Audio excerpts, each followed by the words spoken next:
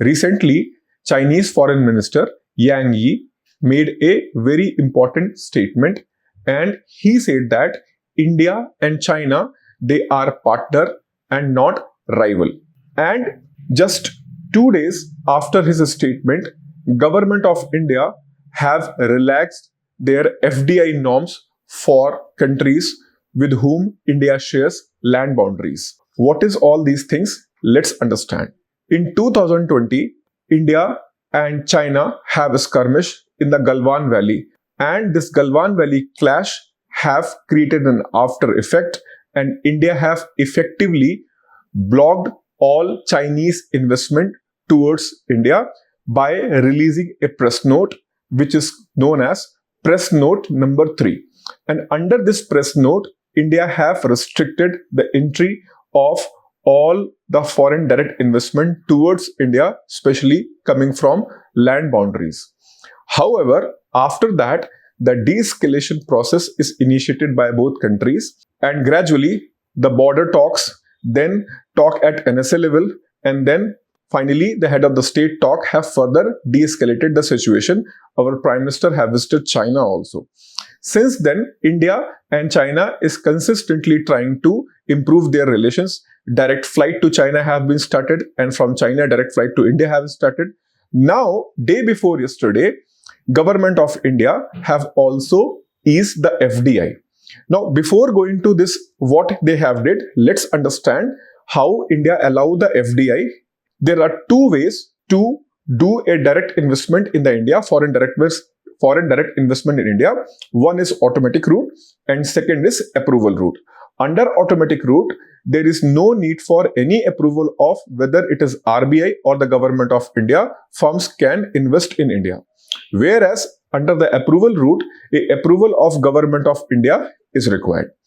Now, day before yesterday, the new conditions which is uploaded by Finance Ministry, Government of India, now under the new conditions, press note 3 is being again changed, and under the press note 3, now any Chinese investment which are entering into the India, though it is have not used the language Chinese investment, they have mentioned the land bordering countries. Of course, the land bordering countries include China and Pakistan both. Government of India have outrightly prohibited any direct or indirect investment from Pakistan.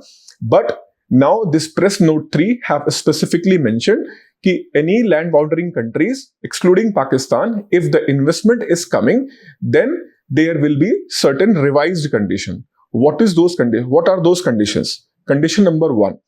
If the investment is up to 10%, then it will be considered as an automatic route. Means if Chinese investors want to invest in India up to 10%, they need not to take approval of the government. They can directly invest in India. Not only directly coming from the China.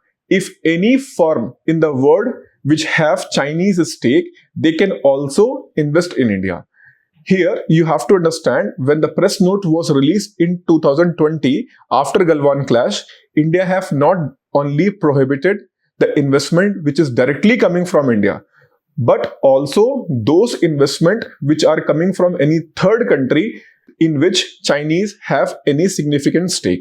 But now this condition is removed, means any direct investment from China up to 10%, and any direct investment from any other firm in the world in which Chinese have up to 10% stake, they can invest in India. But though they are being allowed to invest in India up to 10%, they are not allowed to hold any management position under the press note 3, which is released by the Government of India on 10th of March. Means you are invited to invest, but you are not invited to take a controlling position in the management of any Indian company in which you are planning to invest. Second important change government have made under press note 3 is they have set a window of 60 days. Under the 60 days window, any investment which is about to come to India, it will be get a clearance within 60 days. Means now India have expedite the investment which is coming from China. Now let's understand why this policy change has been made by India. Reason number one is the de-escalation between China and India after Galwan clash. Second, the economic reason. Here we have to understand the economic reason also. Recently, Niti Aayog have published a report, and in that report they have highlighted one issue which is a very important issue from the point of view of Indian economy. China is India's largest trading partner as a single nation. Fine. And India and China have a trade deficit of more than $100 billion. And this trade deficit is always raised whenever India and China have a bilateral talks. Now, as per the Niti Aayog report, how India can decrease this trade deficit. And to decrease this trade deficit, more and more Chinese investment need to be allowed in India. Why? Because if you see any production, for example, mobile phone production.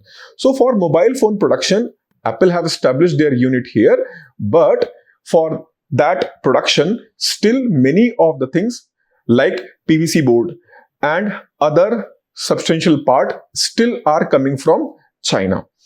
Now, if you will allow more and more investment by the China in India, then those production lines can be also established in India. Then entire ecosystem will be established and it will help India to grow. And because China have already a huge trade surplus, and that trade surplus they want to invest and they want to further grow. So Chinese investors are ready to invest in the different part of the world, and for them India is also a favorable destination. But because of the tension between these two countries, Chinese investors are not able to invest. So in this way, it will help China to grow, to increase their surplus investment in India. And at the same time, it will help India to consolidate their supply chain ecosystem through Chinese investment and Chinese expertise. So this is why it is a win-win situation for India and China both. And this was a reason why recently their foreign minister, who is the second most powerful person in China after Chinese president, he made this statement that India and China are partner, not a enemy. Thank you.